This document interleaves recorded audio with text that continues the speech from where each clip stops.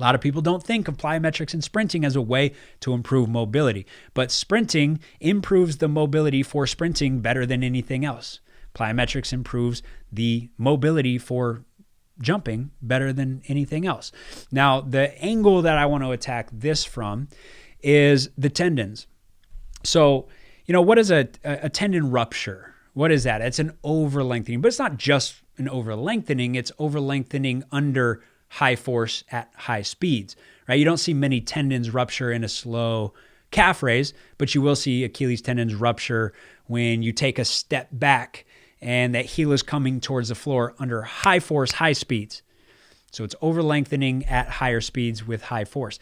Well, essentially the quality that we're looking for to reduce the risk of those type of injuries is extensibility, tendon extensibility, right? All this stuff, the full range and the stretching, a lot of this is for muscle, fascicle lengthening, nervous system, but it's all related to the muscle. How about the tendons? Because studies over and over again show that stretching does not increase extensibility of the tendons.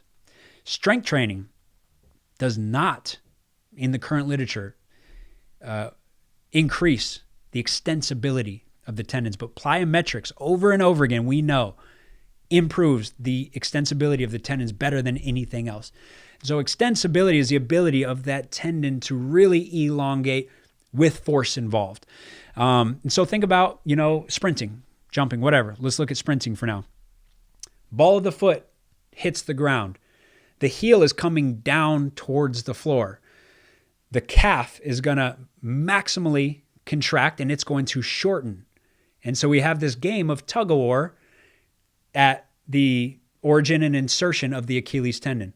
And so that maximal shortening of the gastroc and of the soleus is tugging on the tendon. So we are lengthening the tendon, and that's when it stores all of that elastic energy and then releases it in the propulsive phase in late stance. But that tendon has to be able to stretch. That game of tug of war gets more intense and gets a little more dangerous when I have maximal stiffness in that Achilles tendon. So plyometrics, because it has maximal muscle shortening, it has maximal tendon lengthening. Whereas just like a stretch or even like strengthening, as I'm going down or as I'm getting deeper into my stretch, my muscles are lengthening more and more and more. So the tendon doesn't have that anchor point. We need muscles to shorten, muscles to actively contract in order to get that spring-like effect. And then, of course, plyometrics is not just the pure lengthening, it's teaching it how to safely lengthen at high speeds.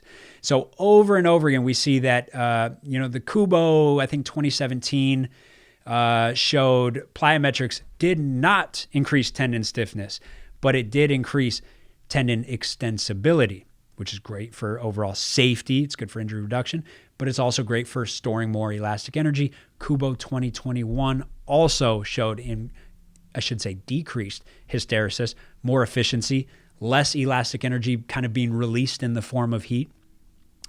I think it was 2017. I'm going off the top of my head right now. But his study in 2017 showed all the same things without the tendon hysteresis. They did not show that. But heavy strength training is the best way to improve tendon stiffness. But how far down that route do you want to go if you're a stretch shortening cycle athlete? This is where it gets very complicated because we have studies showing that, stiffer tendon, better transmission to the bone. So the muscle contracts and it goes through the tendon and it's got to transmit to the bone in order to move. And we don't want any slack in there, right? Otherwise that force takes too long to reach the bone. And so we know that there's that correlation between the rate of force development and the tendon stiffness. But this is particularly good for concentric actions. But as soon as I need a preload, I need a pre-stretch, we're involving stretch shortening cycle and deeper ranges of motion. The studies also show that we need a certain level of compliance in those tendons.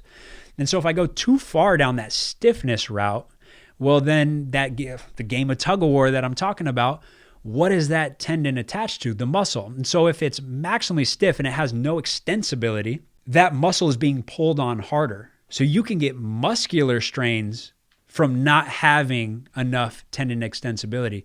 If that tendon doesn't want to stretch, something's got to stretch, and it's going to be the muscle.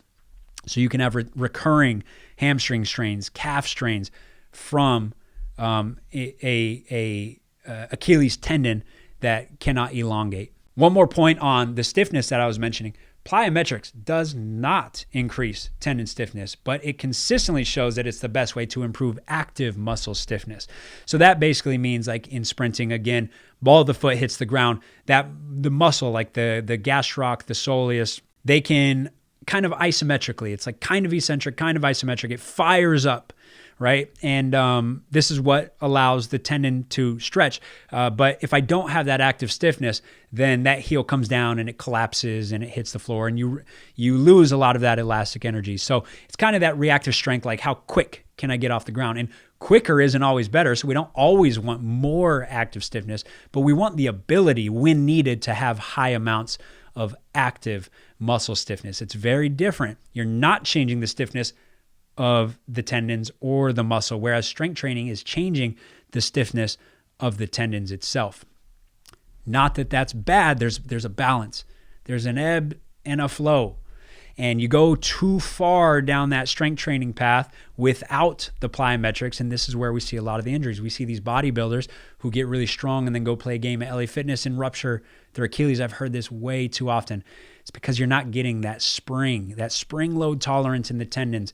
Just like the kangaroos, we got to load this frequently. A kangaroo is not taking months off and then randomly going back to it. We got to maintain this.